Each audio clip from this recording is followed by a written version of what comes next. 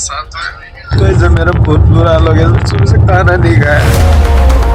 அவர் வந்து இன்ஸ்டாகிராமில் ஒருத்தரை காண்டாக்ட் பண்ணியிருக்காரு. துபாயில் ஜாப் வாங்கி தரேன், 2 lakhs அரேஞ்ச் பண்ணிங்கன்னு இருக்காங்க. இவர் ஓகே அப்படின்ட்டு. சென்னை சென்ட்ரல் ரயில்வே ஸ்டேஷனுக்கு பக்கத்து பில்டிங் தான் என்னோட ஆஃபீஸ்ன்னு சொல்லியிருக்காங்க. ஓகே, அந்த பக்கத்து பில்டிங்னா எதுன்னு சொல்லுங்க? Corporation office. பக்கத்தில் ஒரு விக்டோரியா ஹால் இருக்கு, அதுக்கு பக்கத்தில் GCC greater Chennai corporation office. இப்போ ஏமாத்தின நபர் கூட தமிழ்நாட்டை சேர்ந்தவர் நம்ம சொல்ல முடியாது. அந்த லிங்கை கிளிக் பண்ணா பேஜ் ஓபன் ஆகல, page deactivated. Okay, page deactivated. அந்த வாட்ஸ்அப் நம்பரும் டீஆக்டிவேட்டட். அப்ப இவரை டார்கெட் பண்ணியே அந்த பேஜ் கிரியேட் பண்ணிருப்பாங்கன்னு எடுத்துக்கலாமோ? இந்த கும்பல் டார்கெட் பண்றது யாரை டார்கெட் பண்ணுவாங்க? டார்கெட் பண்றது யாருன்னா, கிளிக் பண்ணா அதுக்கு ஒரு வாட்ஸ்அப் லிங்க்குக்கு போகும். வாட்ஸ்அப் லிங்க்ல ஒரு சாட் பாக்ஸுக்கு போகும். அந்த சாட் பாக்ஸ் போகுது. முன்னாடி எல்லாம் சாட் பாக்ஸுக்கு தான் போச்சு. இப்ப லிங்க் பண்ணாதான் how can I get the more info check தான் பண்ணுவோம். அது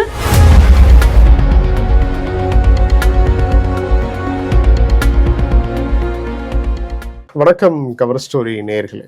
பொதுவா வட மாநிலத்தை சேர்ந்தவங்க நம்ம தமிழ்நாட்டை சேர்ந்தவங்களை ஏமாத்துறாங்க, நிறைய ஸ்கேம்ஸ் நடக்குது, அதன் பின்னணியில வட மாநிலத்தவர் இருக்காங்க அப்படின்னு நம்ம பொதுவா சொல்றதை கேட்டிருப்போம்.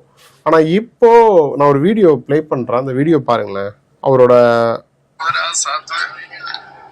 मेरा बहुत बुरा हाल हो गया, सुबह से खाना नहीं खाया. अब मेरा पेमेंट बना जो डाल दूं, राजस्थान चले जाऊंगा. मैं बहुत बुरा हो गया, मेरा आज साथ में मेरा पेमेंट डाल दीजिए. मैं दूसरे कर्जा कटा के आया हूँ. जो पर्च खर्च हो जो रख लो, मेरा पेमेंट वापस रिटर्न डाल दो. मैं राजस्थान चली जाऊंगा, जितना हुआ इतना काट लो. मेरे 70-80 जो बन रहे मेरे वापस डाल दो. मैं राजस्थान चली जाऊंगा. आपके हाथ जोड़ के रिक्वेस्ट है, परेशान मत करो. गरीब आदमी, मेरे छोटे छोटे बच्चे बच्ची छोड़ के आया हूँ. आपका विश्वास करके आया हूँ भाई साहब. मुझे आपने तमिलनाडु में फंसा दी. இப்ப இவரு வட மாநிலத்தை சேர்ந்தவர் தான். இவரை இங்க உள்ள யாரோ ஒருத்தவங்க ஏமாத்திருக்காங்க. கிட்டத்தட்ட நான் வந்து உன்னை ஃபாரினுக்கு அனுப்புறேன், இன்ஸ்டாகிராம் மூலமா வர வச்சு ஃபாரின் வேலைக்கு அனுப்புறேன் அப்படின்னு சொல்லி கையில 1 லட்ச ரூபாய் வாங்கியிருக்காங்க. அது இல்லாம ஆன்லைன் டிரான்சாக்ஷன் மூலமா 1 லட்ச ரூபாய் வாங்கியிருக்காங்க. கிட்டத்தட்ட 2 லட்ச ரூபாய் கிட்ட ஏமாத்திருக்காங்க. அது ரிலேட்டடா டீட்டெயிலா எக்ஸ்பிளைன் பண்றதுக்காக தான் நம்ம ஸ்டுடியோவுக்கு ஹேமந்த் வந்திருக்காங்க. ஹேமந்த் யாரு அப்படின்னா, தொடர்ந்து வேலைவாய்ப்பு தொடர்பா விழிப்புணர்வு ஏற்படுத்துறவர், ரயில்வே ப்ரொஃபஷன். ஸோ அவர்கிட்ட நிறைய விஷயங்களை கேட்டு தெரிஞ்சுப்போம். வணக்கம் சார். வணக்கம் சார், எப்படி இருக்கீங்க? நல்லா இருக்கேன் சார். இந்த சம்பவம் நீங்க எனக்கு வீடியோ அனுப்புனவொன்னு தான் அதை பத்தி பேசுவோம் அப்படின்னு டிஸ்கஸ் பண்ணோம். என்ன நடந்துச்சு, யார் அந்த நபர்? ஆக்சுவலி நான் சென்னை சென்ட்ரல்ல ஒர்க்ல இருந்தேன். சரி. எங்க ஆஃபீஸ் வாசல்ல அழுதுட்டு உட்காந்துருந்தாரு.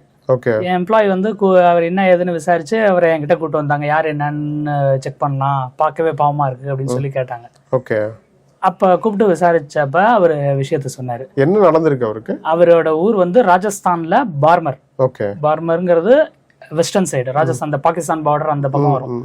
அங்க இருக்கிற ஒரு வில்லேஜ். அங்க அந்த ஊருக்காரர் அவர் வந்து இன்ஸ்டாகிராம்ல ஒருத்தரை காண்டாக்ட் பண்ணியிருக்காரு.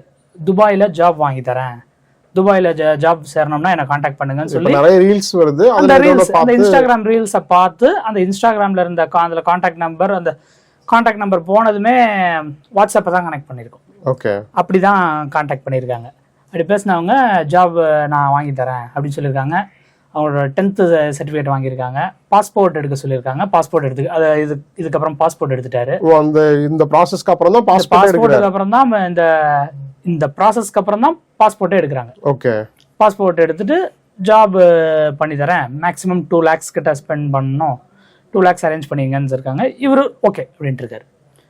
இப்போ அதுக்கான இனிஷியல் ப்ராசஸ், டாக்குமெண்ட் ஷேர் பண்ற ப்ராசஸ்ல இவரோட 10th சர்டிஃபிகேட்டை கேட்டிருக்காங்க. இவர் 10th படிக்காததால ஸ்கூல்ல 8ஆம் கிளாஸ் 8th இந்த ESLCன்னு ஒரு சர்டிஃபிகேட் முன்னாடி இருக்கும். இப்போ அது 8th பாஸ் பண்ணியிருக்கோம்னு ஒரு ஸ்கூல்ல வந்து அவர் படிச்ச ஸ்கூல்ல இருந்து லெட்டர் வாங்கணும். ஓகே.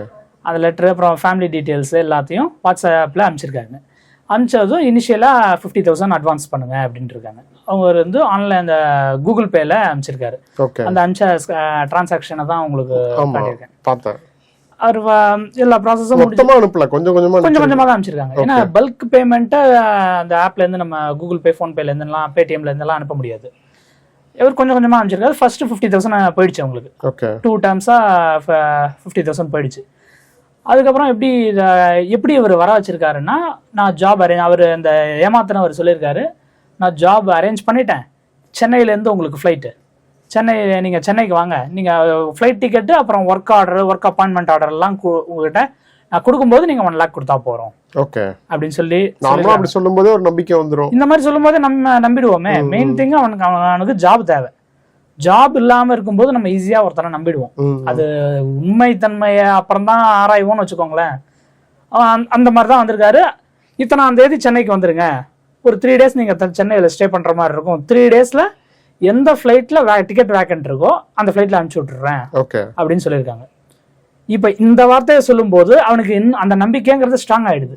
3 நாள் இருங்க, 3 நாள்ல டிக்கெட்டை பார்ப்போம், எந்த ஃப்ளைட்ல நமக்கு வேக்கன்ட் இருக்கோ அந்த ஃப்ளைட்ல அனுப்பிச்சி விடுறேன்னு இந்த மாதிரி சொல்லும்போது யாரா இருந்தாலும் நம்பிடுவாங்க. அதை பேஸ் பண்ணி தான் வந்திருக்காரு.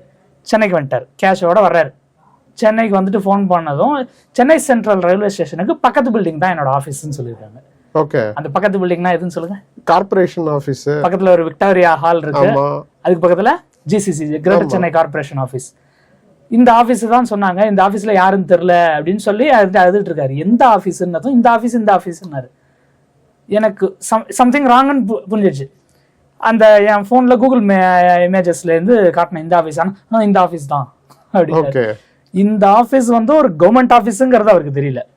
அதுல Chennai municipality, greater Chennai corporation இருக்கும், சென்னை மாநகராட்சின்னு தெரியல. இவ தமிழ்ல எழுதிருக்கும், அது பெருசா தெரியல. இந்த பக்கம் இங்கிலீஷ்லயும் எழுதிருக்கும். அது படிக்க அதை கூட படிக்க தெரியாத அளவுக்கு இருந்திருக்காரு. படிப்பறிவு இல்ல. அவன் நார்த் இந்தியால நான் 8ஆம் கிளாஸ்ன்னு சொல்றான்னா ஹிந்தி தான் படிச்சிருப்பான், வேற எதுவும் படிச்சிருக்க வாய்ப்பு இல்லை. இது இங்க வந்து உள்ள போய் கொடுத்தீங்களா அப்படின்னு. இல்ல நான் வெளில இருந்துட்டு ஃபோன் பண்ண சொன்னாங்க, நான் வந்து பிக்கப் பண்ணிக்கிறேன் அப்படின்னாருன்னா உள்ள இருந்து நடந்து வந்தாரு அப்படின்னாங்க. இப்படி ஒரு ஆபீஸ் வாசல்ல இருக்கும்போது யார் வேணாலும் பண்ண முடியும். உள்ள இருந்து நடந்து வர 2 வாசல் இருக்கு. 2 வாசல் இல்ல, மொத்தம் ஒரு 4 என்ட்ரன்ஸ். ஆமா, அது பேக் சைடு இருக்கு. ஃப்ரண்ட்ல சொல்றேன், ஃப்ரண்ட்ல 2 இப்படி போயிட்டு அப்படி வந்துட்டு கூட அந்த ஆபீஸ் தான். இதுதான் உள்ள இருந்து வர்றாரு. உள்ள இருந்து வந்து உள்ள ரெனோவேஷன் ஒர்க் போயிட்டு இருக்கு. அதனால இப்ப நம்ம உள்ள கூட்டு போக முடியாது, நம்ம இங்கே பேசிடலாம். அப்படியே பேசிக்கிட்டே வெளில கூட்டு போனாரு அப்படின்னாங்க. எங்க கூட்டு போனாரு என்னன்னு கேட்டேன். ஆஃபீஸ் உள்ள போனீங்களான்னு கேட்டப்ப டீட்டெயிலா கேட்டேன். அதை பத்தி கொஞ்சம் டீட்டெயிலா கேட்டேன். ஏன்னா இது நமக்கே ஏற்ற மாதிரியான கண்டென்ட்டா இருக்கு. ஒரு அவேர்னஸ்க்கு யூஸ் ஆகுமென்ட்டு நான் கொஞ்சம் அவரை டீட்டெயிலாவே டீட்டெயில் கேட்டேன். நான் வெளில நின்றுட்டு ஃபோன் பண்ணேன். அவர் உள்ளேருந்து வந்தார். உள்ளேருந்து வந்து இது மாதிரி விஷயத்த சொன்னார். உள்ள ரெனோவேஷன் ஒர்க் போயிட்டு இருக்கு, அதனால உள்ள உட்காந்து பேச முடியாதுன்னு அப்படியே பேசிக்கிட்டே நடந்து கூட்டு போனாரு. எங்க கூட்டு போனாருன்னதும் அப்படி போயிட்டு ஒரு லெஃப்ட்ல ஒரு பக்கம் கூட்டு போனாங்க. கொஞ்சம் தூரம் நடந்து பேசிக்கிட்டே போனோம் அப்படின்னாங்க. எங்கன்னா நான் அந்த இமேஜஸ்ல எல்லாம் கூகுள் மேப்ல காட்டுறேன், எக்ஸ்பிளைன் பண்ணி காட்டுறேன். அவரு கரெக்டா சொன்ன இது வந்து அந்த பெரியமேடு சர்ச். அப்படியே அந்த பாத்வே ஒண்ணு இருக்கும், எலிஃபன்ட் கேட். அந்த ஊர் பெரிய எலிஃபன்ட் கேட்ங்கிறது இந்த பக்கம் ரிப்பன் பில்டிங் பக்கத்துல பெரியமேடு போற வழியில அந்த ரோட்ல பெரியமேடு சர்ச் கிட்ட, பெரியமேடு மஸ்ஜித் கிட்ட கூட்டு போயிட்டாங்க. அங்கதான் நான் பணம் கொடுத்தேன் அப்படின்னாங்க. சரி, பணம் கொடுத்துட்டு என்ன அடுத்தது என்ன பண்ணனதும் அவர் ஒரு அப்புறம் எலிஃபன்ட் கேட் கிட்ட ஒரு லாட்ஜ்ல என்ன தங்க வச்சிருந்தாரு. சரி, அந்த லாட்ஜ்ல போய் கேட்க வேண்டியதானே அப்படின்னதும் லாட்ஜ்ல ஃபர்ஸ்ட் அவர் பணத்தை கொடுத்துட்டு 3 days அங்க தங்க சொல்லிட்டாராம். எங்க அந்த லாட்ஜ்ல தங்க சொல்லிட்டாராம். லாட்ஜ் புக் பண்ணது யாரு? அவர்தான். அந்த ஏஜென்ட் பேசுற நபர் புக் பண்ணிருக்காரு. புக் பண்ணி கொடுத்திருக்காரு. புக் பண்ணது எப்படி கொடுத்திருக்காருன்னா ஓவர் த போன்ல அந்த லாட்ஜுக்கு கான்டாக்ட் பண்ணிருக்காரு, ஆன்லைன்ல பே பண்ணிருக்காரு.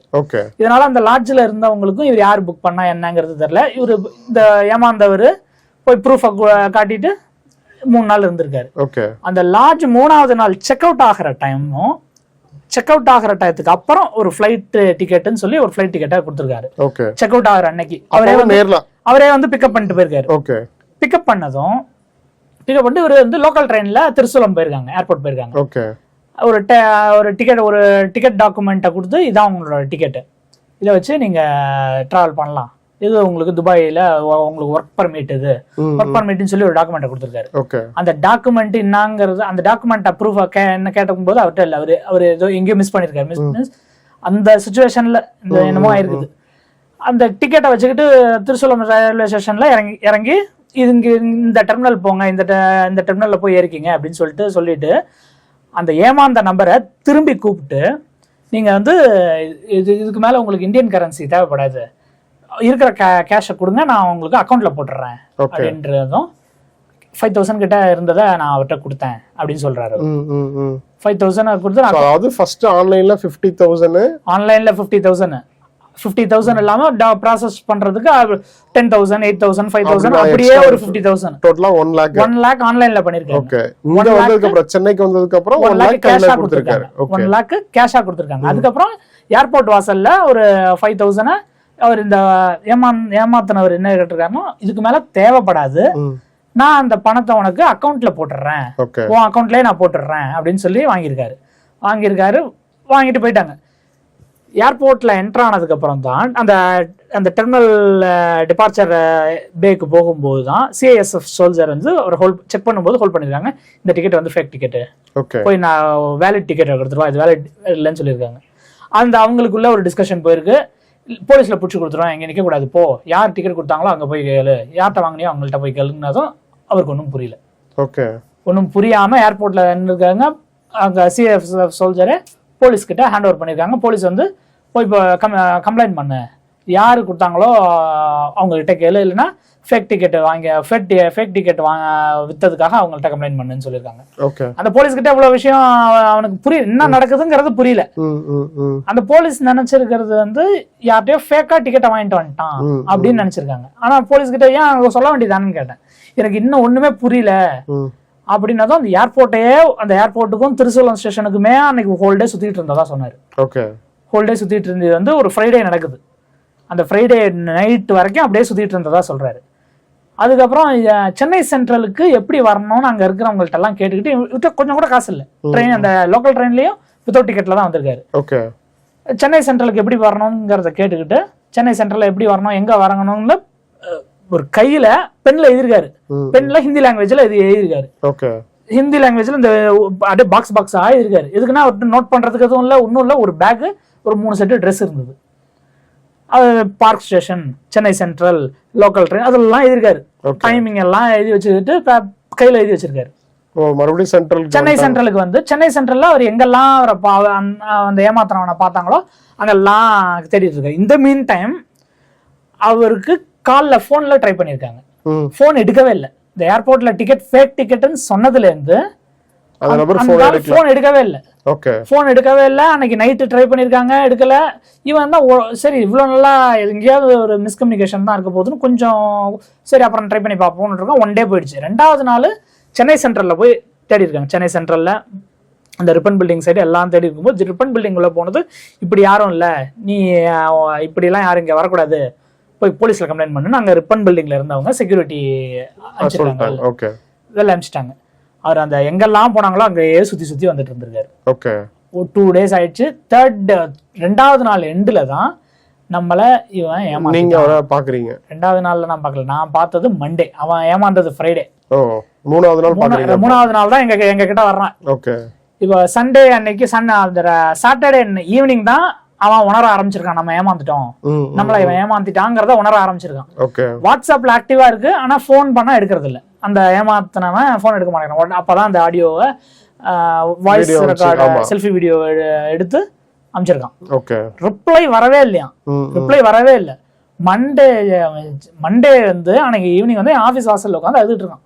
ட்ரெயின் எந்த ட்ரெயின் போறதுன்னு தெரியல, எந்த ட்ரெயின்ல போறதுன்னு தெரியல, ட்ரெயின் டிக்கெட் எடுக்க காசு இல்ல, 3 நாள் குளிக்கல, ஒழுங்கா சாப்பிடல, தண்ணி மட்டும் தான் 2 நாளா குடிச்சிட்டு இருந்தேன், சென்னை சென்ட்ரல்ல இருந்து சொல்றான். நான் என்ன பண்ண முடியும்? ஆனா அவன் இப்போ ஏமாத்தின நபர் கூட தமிழ்நாட்டை சேர்ந்தவர் நம்ம சொல்ல முடியாது, தமிழ்நாட்டை சேர்ந்தவர் தாங்கிறத சொல்ல முடியாது. என்ன வேணாலும் இருக்கலாமே, என்ன வேணாலும். ஆனா தமிழ்நாட்டுல அவரு இங்க வந்து ஏமாந்திருக்காரு, அந்த ஆள் இங்க இருந்து ஏமாத்திருக்காரு, இங்க இருந்து ஏமாத்திருக்காரு. அவரு யாரு என்னங்கிறது தெரியல. ஆனா அவரை நான் என்னால முடிஞ்ச ஒரு ஃபுட் வாங்கி கொடுத்து கொஞ்சம் ரிட்டர்ன் போறதுக்கு ஹெல்ப் பண்ணேன். ஏன்னா அந்த அழுகை வந்து ஒரு ஃபேக்கான அழுகை கிடையாது. அந்த அழுகை ஒரு ஏமாற்றத்தோட ஒரு பீக் லெவல், டிசப்பாயின்மெண்டோட பீக் லெவல்னு சொல்லலாம், ஏமாற்றத்தோட பீக் லெவல்னு சொல்லலாம்.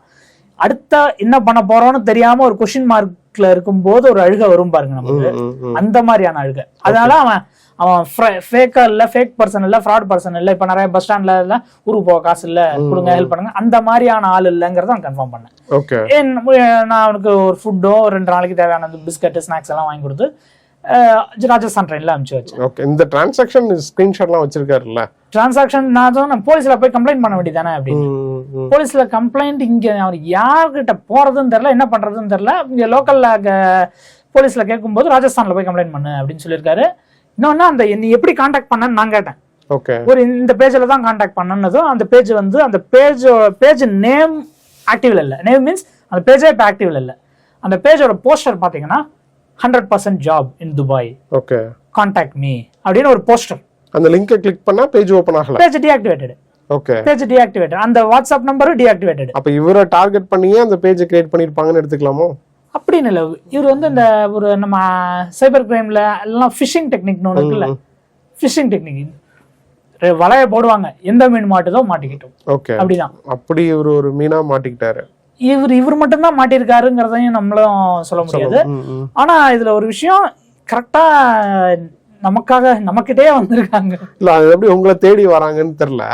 இப்போ இந்த மாதிரி சமீப நாட்கள்ல நிறைய நடக்குது அப்படின்னு தான் சொல்லணும். ஏன்னா நம்ம திரும்ப திரும்ப இதை பத்தி சொல்றோம், ஆனா திரும்ப திரும்ப ஏமாந்துட்டு தான் இருக்காங்க. இப்போ ஃபாரின் போகணும் அப்படின்னா ஃபர்ஸ்ட் அவங்க என்ன தெரிஞ்சுக்கணும்? ஃபர்ஸ்ட் அவங்க தெரிஞ்சுக்க வேண்டியது அவங்களோட குவாலிஃபை, எந்த கண்ட்ரி போறாங்களோ அந்த கண்ட்ரிஸோட எம்ப்ளாய்மெண்ட் பாலிசிஸை தெரிஞ்சுக்கணும். ஓகே, இப்ப டிகிரி படிச்சவங்க, டிகிரி படிக்காதவங்கன்னு 2 கேட்டகரிஸா இருக்கு. டிகிரி முடிச்சவங்களுக்கு ஒரு மாதிரியான ஒரு பாலிசி இருக்கு, டிகிரி முடிக்காதவங்களுக்கு அதுக்கு ஒரு பாலிசி. டிகிரி முடிக்காதவங்க எல்லா கண்ட்ரிலயும், எத்தனை கண்ட்ரிலயும். இப்ப அதிகமா இந்தியன்ஸ் எங்க ஜாபுக்கு போவாங்கன்னா கல்ஃப் கண்ட்ரிஸ் போவாங்க, சிங்கப்பூர், மலேசியா போவாங்க. சிங்கப்பூர், மலேசியா கூட ஒரு பக்கம் வச்சுக்கலாம். கல்ஃப் கண்ட்ரி ஜாப் தான் இந்தியன்ஸ் அதிகமா டார்கெட் பண்ற ஜாப். ஓகே, அந்த கல்ஃப் கண்ட்ரி ஜாப்ல இப்போ நம்ம கிராஜுவேட்ஸ், நான் கிராஜுவேட்ஸ் 2 கேட்டகரிஸ் இருக்கு. இப்போ கிராஜுவேட்ஸ் பிரச்சனை இல்லை. எப்படி ஒரு சில ஜாப்ஸுக்கு கிராஜுவேட்டை படிச்ச டிகிரியே வச்சிருப்பாங்க.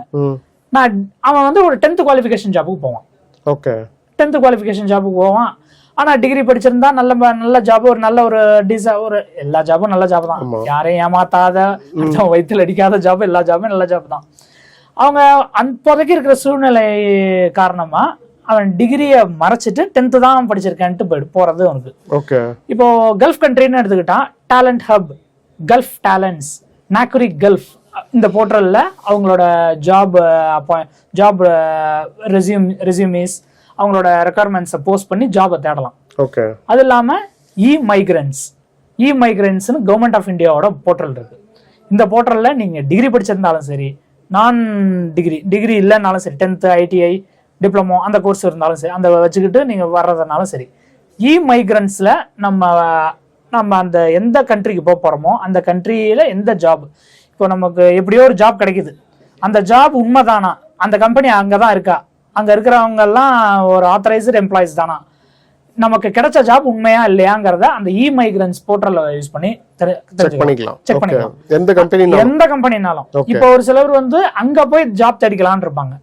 அங்க போய் ஜாப் தேடிக்கலாம்னா அவன் இந்த டூரிஸ்ட் விசால தான் போற மாதிரி இருக்கும். டூரிஸ்ட் விசால ஜாப் போறது அட்வைசபிள் கிடையாது. கவர்மெண்ட் அதை அட்வைஸ் பண்றது இல்ல. ஓகே, எப்படியோ நம்ம அங்க போய் எப்படியும் ஒர்க் பர்மிட், ஒரு சில கம்பெனிஸ் எல்லாம் அந்த ஓவர்சீஸ் கம்பெனிஸ் எல்லாம் இங்க இன்டர்வியூ வச்சுட்டு ஆஃபர் லெட்டர் கொடுத்துட்டு tickets and initial accommodation provide பண்றாங்க. அவங்க ப்ரொவைட் பண்ற அத்தனை விஷயமுமே டாக்குமெண்டடா நம்ம கிட்டயும் கொடுத்துருவாங்க. இது எதுவும் டாக்குமெண்டடா எதுவும் இல்ல, டாக்குமெண்டா நம்ம கிட்ட எதுவும் ஹேண்ட் ஓவர் பண்ணலன்னா அந்த ஜாப் நல்ல ஜாப் இல்ல, அது ஒரு ஃபேக் ஜாபா இருக்கும். ஓகே, இப்போ இன்னொரு விஷயம், இந்த ரெக்ரூட்டிங் ஏஜென்சிஸ் அது ஆத்தரைஸ்டா இந்தியன் கவர்மெண்டோட மினிஸ்ட்ரி ஆஃப் எக்ஸ்டர்னல் அஃபேர்ஸ் கூட ரெஜிஸ்டர் பண்ணிருக்காங்களா, அந்த மினிஸ்ட்ரி ஆஃப் எக்ஸ்டர்னல் அஃபேர்ஸ் அதை அப்ரூவ் பண்ணிருக்காங்களாங்கிறது தமிழ்நாடு போலீஸ் வெப்சைட்ல ஃபாரின் ஜாப்ஸ்ல ரெக்ரூட்டிங் RAன்னு இருக்கும், ரெக்ரூட்டிங் ஏஜென்சிஸ், அதோட ஒரு லிங்கை கொடுத்துருக்காங்க. அந்த லிங்கை கிளிக் பண்ணா போறோம், நீங்க காஷ்மீர்ல இருந்தாலும் சரி, கன்னியாகுமரியில இருந்தாலும் சரி, இந்தியாவில எந்த மூலையில இருந்தாலும் சரி, அந்த ஏஜென்ட்ஸ் ஆத்தரைஸ்டா இல்லையாங்கிறது, ஆத்தரைஸ்டு ஏஜென்ட்ஸோட அத்தனை டீடைலும் அதுல இருக்கும். ஓகே, இப்போ நான் ஜாபுக்கு போறேன்னு வைங்க, நான் ஜாபுக்கு போற கம்பெனியை பத்தி தானே விசாரிக்கணும், நான் ஏன் ஏஜென்சியை பத்தி விசாரிக்கணும்? நிறைய கம்பெனி ஃபர்ஸ்ட் திங், நம்ம ஏஜென்ட்ஸ் இல்லாம நம்ம அந்த கம்பெனியை ரீச் பண்ண முடியாது. இப்போ தமிழ்நாடே எடுத்துங்க, கன்சல்டன்சி தானே நம்மள இன்டர்வியூ பண்றாங்க நிறைய இடத்துல. முன்னாடி அந்த டைரக்டா கம்பெனி நம்மள இன்டர்வியூ பண்ணாங்க, இப்போ கன்சல்டன்சி பண்றாங்க. இடையில ஒரு கன்சல்டன்சி இருக்கான். இப்போ நம்ம அந்த ஒரு இங்க லோக்கல்லே நம்ம ஒரு கம்பெனி ஜாப் ஹையர் பண்ணிட்டாலும் ஆனா எல்லா இடத்துலயும் கன்சல்டன்சி வருதுன்னு சொல்ல முடியாது. ஒரு சில நெட்வொர்க் ஒரு சில ஆர்கனைசேஷன்ல கன்சல்டன்சியோட சப்போர்ட்ல தான் அங்க ஹையரிங் எல்லாம் நடக்குது. இவ கன்சல்டன்சில நம்மள இன்டர்வியூ பண்ணுவாங்க, ஜாப் கொடுத்துருவாங்க. நம்மளை இன்டர்வியூ பண்ணவரை அங்க போய் தேங்க் பண்ணலாம்னு நம்ம போனோம்னா அவர் கன்சல்டன்ட்ங்கிறது அப்பதான் நமக்கு தெரியும். அது ஒரு ஏஜென்ட்ங்கிறவங்க ஒரு அந்த ஹையரிங்ல ஒரு பார்ட். அந்த ஆர்கனைசேஷன் இங்க இருக்காது. அப்ப அதுவும் ஆத்தரைஸ்டா இருந்தா தான் நம்ப முடியும். அந்த ஆர்கனைசேஷன் அங்க இருக்கும். அந்த ஆர்கனைசேஷனுக்கு மேன் பவரை சப்ளை பண்றதுக்கெல்லாம் இங்க கன்சல்டன்ஸ் இருப்பாங்க. அவங்கள தான் ஏஜென்ட்ஸ்னு சொல்றது. அந்த கம்பெனிஸ் அந்த கம்பெனியோட அந்த ரெக்ரூட்டிங் ஏஜென்சிஸ் ஆத்தரைஸ்டா இல்லையாங்கிறத அந்த மைக்ரன்ஸ்ல செக் பண்ணிக்கலாம்.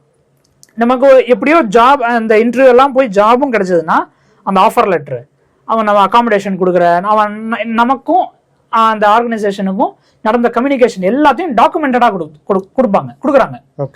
அந்த எல்லா டாக்குமெண்ட்டையும் வச்சுக்கிட்டு நம்ம அந்த மைக்ரன்ஸ்ல வச்சு வெரிஃபை பண்ணி வெரிஃபிகேஷன் ஓகேன்னா மட்டும்தான் நம்ம கிளம்புறதுக்கு ரெடி பண்ணணும். இல்ல அங்க போய் எதா இருந்தாலும் பாத்துக்கலாம்னா நம்ம தான் அங்க ஒரு விக்டிமா நம்ம தான் இருப்போம். விக்டிமா இருக்கக்கூடாது. நம்ம எப்படியும் எல்லா ஜாபும் கஷ்டம் தான். அந்த எந்த ஒரு ஜாபுமே கஷ்டம் தான். இப்ப நம்ம இந்தியால இருந்து கஷ்டப்படுறதுக்கும் அந்த அடுத்த கண்ட்ரில இருந்து கஷ்டப்படுறதுக்கும் டிஃபரன்ஸ். இப்ப இந்தியால கஷ்டப்பட்டோம்னா அது விஷயம் இல்ல. அடுத்த அதர் கண்ட்ரில கஷ்டப்பட்டோம்னா நம்மள ரெஃப்யூஜி இந்த அகதிகள்னு சொல்லி ஒரு முத்திரை குத்திட்டான்னா நம்ம பாஸ்போர்ட்டை டிபோர்ட் பண்ணிட்டோம்னா திரும்ப அந்த கண்ட்ரிக்கு ஒரு டூரிஸ்டா கூட நம்மளால போக முடியாது. சேஃப்டி அதுதான் விஷயம். இப்போ நாம இந்த வீடியோல நான் இந்த எக்ஸ்பீரியன்ஸை நான் சொல்ல வர்றது இன்னொரு சொன்னீங்கன்னா ராஜஸ்தான். இப்போ இந்த ராஜஸ்தானி ஏமாந்துருக்காரு. துபாய் ராஜஸ்தான்ல இருந்து பை ஏர், இப்ப சென்னையில இருந்து 4.5 மணி நேரம் பை பிளைட், துபாயில இருந்து 2.5 மணி நேரம். அவருக்கு தெரியல துபாய் இங்க இருந்தே 2.5 மணி நேரம் தானே, இதுக்கு ஏன் நம்ம சென்னை போயிட்டு சென்னைக்கு 2 நாள் டிராவல், இங்க 3 நாள் இருந்துட்டு 2 நாள் travel, Rajasthan to Chennai 2 days. அது கூட தெரியல. ரீசன் பாத்தீங்கன்னா அவனுக்கு இருக்கிற அன்எம்ப்ளாயபிள் அவனோட சிச்சுவேஷன். நம்ம வேலை இல்லாம இருக்கிறது தப்பு இல்ல, வேலைக்கு போகாம இருக்கிறது தான் தப்பு. வேலை இல்லாம இருக்கோம்னா அவனுக்கு அங்க இப்போதைக்கு ரெக்குயர்மெண்ட் இல்ல, இப்போதைக்கு ஓப்பனிங் இல்ல, இப்போதைக்கு அந்த இடத்துல வேலையே இல்லைன்னா தான் வேலை இல்லாம இருக்கு. ஏமாத்துற கும்பல் யார வேணாலும் எப்படி வேணாலும் டார்கெட் பண்ணி அவங்களுக்கு ஏத்தாப்புல ஏமாத்துவாங்கன்னு வைங்க. இப்ப தமிழ்நாட்டுல கூட மொட்டை அடிச்சா அமௌண்ட் தரோன்னு சொல்லி பெண்களை ஏமாத்திருக்காங்க. ஒரு கிராமத்துல நிறைய பெண்களை மொட்டை அடிக்க வச்சிருக்காங்க. ஆண்கள் மொட்டை அடிச்சா 6,000 ரூபாய், பெண்கள் மொட்டை அடிச்சா 15,000 ரூபான்னு சொல்லி. சோ ஏமாத்துறதுன்றது டெக்னிக்ல யார் வேணாலும் விழலாம். பட் இப்ப இந்த கும்பல் டார்கெட் பண்றது யார டார்கெட் பண்ணுவாங்க? டார்கெட் பண்றது யாருன்னா இப்போ அதிகமா ஜாப் சர்ச் பண்றவங்க கூகுள் சர்ச் பண்றாங்களோ இல்லையோ, சோஷியல் மீடியால சர்ச் பண்றாங்க. இப்போ ஃபேஸ்புக், இன்ஸ்டாகிராம், இதில் நிறைய நல்ல ஜென்யூன் ஆர்கனைசேஷனா இருக்கட்டும், ஒரு ஃபேக் ஆர்கனைசேஷனா இருக்கட்டும், ஒரு ஃப்ராடா கூட இருக்கட்டும், ஆடை அதுல தான் போடுறாங்க. இப்போ ஒரு ஆடு கூகுள் ஆடோ இல்ல ஃபேஸ்புக்ல ஆடு வருதுன்னா அந்த ஆடை கிளிக் பண்ணா அதுக்கு ஒரு வாட்ஸ்அப் லிங்க்குக்கு போகும். வாட்ஸ்அப் லிங்க்ல ஒரு சாட் பாக்ஸுக்கு போகும். அந்த சாட் பாக்ஸ் போகுது. முன்னாடி எல்லாம் சாட் பாக்ஸுக்கு தான் போச்சு. இப்ப லிங்க் பண்ணாதான் how can I get the more info அப்படிங்கிற மெசேஜ் அவனுக்கு போயிடுது. நம்ம செக் தான் பண்ணுவோம், அது அந்த வாட்ஸ்அப்புக்கு மெசேஜே போயிடுது. ஒன்ஸ் நம்ம கான்டாக்ட் அவனுக்கு போயிடுது, அதுக்கப்புறம் வேற சோர்ஸ்ல இருந்து நம்மள கான்டாக்ட் பண்ணி நம்மள அந்த அதை பத்தி மட்டுமே திங்க் பண்ணணுங்கிற மாதிரியான ஒரு மென்டல் படி அந்த மாதிரியான வீடியோவே வர மாதிரி அத மாதிரியே ஒரு வீடியோ வைக்கிறாங்க. இப்ப ஜாப் சர்ச் பண்றவன் அவன் அந்த இன்ஸ்டாகிராம் பேஜ் அவன் சொல்றதெல்லாம் வச்சு பார்த்தா ஏற்கனவே ஜாப் இது இந்த கன்சல்டன்சியை நம்பி போய் இருக்கிறவங்க ஒரு டெஸ்டிமோனியல்ஸ் வீடியோ கொடுத்த மாதிரியும் தேங்க் வீடியோ கொடுத்த மாதிரியும் நிறைய வீடியோஸ் பப்ளிஷ் பண்ணிருப்பாங்க. அதை பார்த்துட்டு நமக்கும் கிடைச்சிரும். சில பேர் டெலிகிராம் இப்ப அந்த கிளிக் பண்ணா நேர டெலிகிராம்ல குரூப்ல ஆட் ஆகும் நம்பரு.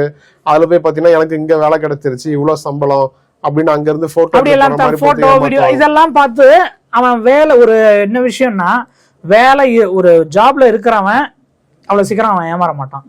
நல்லா தெளிவா இருக்க ஒரு நல்லா தெளிவான ஆளாவே இருந்தாலும் நல்ல அறிவாளியாவே இருந்தாலும் அவனுக்கு அந்த ஒரு இடத்துல ஜாப்லெஸ்ஸா இருக்கான், ஒரு இடத்துல அன்எம்ப்ளாய்டா இருக்கான், ஒரு ஜாபை தேடிட்டு இருக்கான்னா அவன் வெரிஃபை பண்ற அளவுக்கு அவனுக்கு அந்த மைண்ட் தோணாது. ஏமாறதுக்கு அதிக வாய்ப்பு இருக்குங்கிறது சைக்காலஜிக்கல் ஃபேக்ட்னு சொல்லலாம்.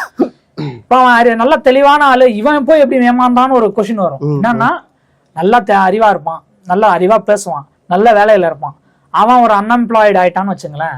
அன்எம்ப்ளாய்டு சுச்சுவேஷனுங்கிறது ஒரு ஒரு மோசமான சுச்சுவேஷன் சொல்லலாம். அந்த சுச்சுவேஷன் வந்து நம்மளை வெரிஃபை பண்ண வைக்காது. ஒரு ஜாபை பத்தி ஒரு இன்ஃபர்மேஷன் வருதுன்னாலும் அந்த ஒரு ஆஃபர் லெட்டரும் நமக்கு ஒரு தரானாலும் அது ஒரிஜினலா இல்ல ஃபேக்கானு கூட பார்க்க முடியாத அளவுக்கு ஒரு இமேஜை கொடுத்துரும். என்னன்னா ஓ ஜாப் கிடைச்சிருச்சு, இனிமே நம்ம அவமானப்பட மாட்டோம், இனிமே நம்ம அன்எம்ப்ளாய்டு இல்லைங்கிற மாதிரியான ஒரு ஃபர்ஸ்ட் இமேஜ் நம்ம மைண்ட் ஸ்டோர் ஆயிடுது. அன்எம்ப்ளாய்மெண்ட்லயும் நம்ம கொஞ்சம் தெளிவா இருக்கணும். ஃபாரின் ஜாப்ங்கிறத நம்ம தொடர்ந்து 5 வருஷமா பேசிட்டு இருக்கோம். வேற இந்த எனக்கு இது எப்படி எனக்கு கரெக்டா என்கிட்ட வந்ததுங்கிறது தான் இப்ப வரைக்கும் இது நீங்க சொல்றதுதான். ஆனா ஒரு அந்த பஸ் இன்சிடென்ட்ல இருந்து எல்லாமே தேடி வருது. ஆனா அது நம்ம ஆக்சுவலா நீங்க வந்து இந்த நபருக்கு சரியான இடத்துல சரியா உதவி பண்ணிருக்கீங்கன்றது ரொம்ப முக்கியம். ஏன்னா சம்பந்தப்பட்ட அதிகாரிகள்கிட்ட சொல்லி அவரை பத்திரமா. இன்னொரு விஷயம், அவர் வந்து நான் சொன்னது வந்து அவர் அவங்க ஒய்ஃபோட ஜுவல்ல வச்சுதான் நான் பணத்தை கொடுத்தேன். இப்ப நான் ஃபேமிலி கிட்ட இன்ஃபார்ம் பண்ணல இந்த சிச்சுவேஷன், எப்படி நான் போய் நிக்கிறது, எனக்கு வாழவே பிடிக்கல அப்படின்னாரு. நான் அவரோட இதெல்லாம் பார்த்தா, ஏன்னா அந்த ஃபீல்ட்ல இருக்கும், அவரு சூசைட் பண்ற பிளான்ல இருந்தாரு. அவருக்கு சாப்பாடு வாங்கி கொடுத்துருக்கேங்கிறதெல்லாம் எனக்கு சாட்டிஸ்ஃபைடா இல்ல. அந்த நேரத்துக்கு ஒரு போலீஸ் அசிஸ்டன்ஸ் கிரியேட் பண்ணி அவரை நான் பத்திரமா ஊருக்கு அனுப்பிச்சிட்டேன். ஊருக்கு அனுப்பிச்ச இன்ஃபர்மேஷன் எனக்கு ரயில்வே போலீஸ் எனக்கு இன்ஃபார்ம் பண்ணாங்க. ஊருக்கு அனுப்பிச்சிட்டேன். இப்போ என்னங்கிறது தெரியல. கொஞ்சம் நம்ம கவனமா இருக்கணும். யாரா இருந்தாலும் சரி, எந்த சுச்சுவேஷன் போனாலும் சரி, கீழே விழுறதுக்கான வாய்ப்புகள் அதிகம். கீழே விழாம நம்ம இறங்கி வந்து நம்மள சரி பண்ணிக்கிட்டு திரும்ப மேலே ஏறலாம். உங்களோட கருத்துக்கு ரொம்ப நன்றி. உங்களோட எண்ணங்களும் விஷயங்களும் வாழ்த்துக்கள். நன்றி.